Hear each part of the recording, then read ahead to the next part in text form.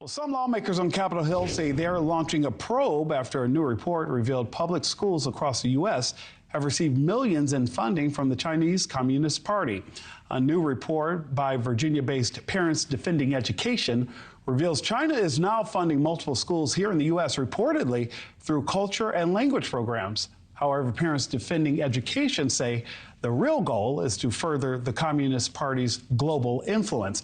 NewsNation correspondent Emily Flynn has been tracking it all for us and joins us now. Emily, this isn't the first time that lawmakers have been concerned about influence from China.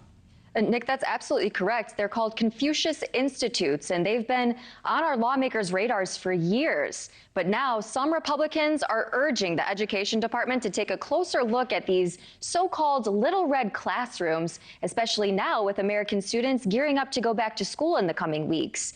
We spoke with former Defense Intelligence Agency officer Matt Shoemaker, who tells us this is just the latest example of the CCP trying to push their agenda on the U.S. Xi Jinping believes that China will not be stopped from imposing its will and ideology onto American citizens. According to the Parents Defending Education's newly released Little Red Classrooms report, the Chinese Communist Party has invested $17 million into K-12 schools across the U.S. It's been happening over the past 14 years through so-called Confucius Institutes. While these Confucius Institutes say their goal is to, quote, teach Chinese language and culture, Parents Defending Education claims the purpose is really to further the Chinese Communist Party's global influence. It provides an opportunity for the teachers or those who work with them to spot who might be a good candidate down the road or who might be sympathetic to their cause and try and shape the next generation that way. Confucius Institute programs have been traced to 143 school districts in 34 states. They have been a concern for our nation's lawmakers for years. Under former President Trump's administration, the State Department designated Confucius Institutes as a foreign mission. Former intelligence officer Matt Shoemaker says while many of these programs have shut down in recent years, infiltrating K-12 schools appears to be a new tactic from the CCP.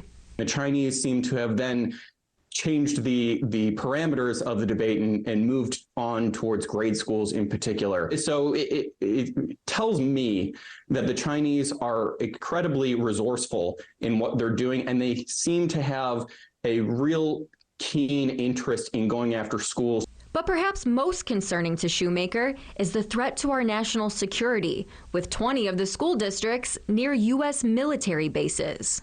Republican Congressman Jim Banks is now urging the Education Department to take action, sending a letter to Secretary Miguel Cardona saying these programs have no place in our country, let alone our classrooms, and demanding a full audit of all K-12 funding across the country. Shoemaker tells NewsNation it's time for parents and school officials to get involved as the federal government investigates these concerning programs.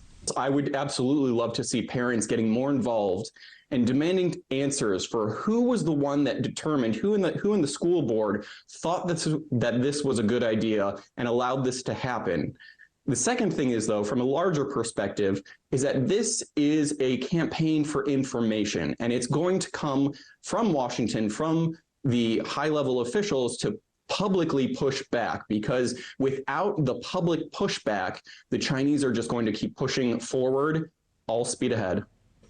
And Nick, it's important to note the CCP's efforts to invest in schools near military bases is just one example of initiatives our lawmakers worry could be fronts for potential spying. NewsNation has been extensively covering China's efforts to buy up American farmlands near military bases as well, with the project to build a corn mill near the Grand Forks Air Force Base in North Dakota ultimately getting shut down after pushback from the local community, Nick. Community engagement, keeping lawmakers aware, will definitely get action. Emily Flynn, thank you so much.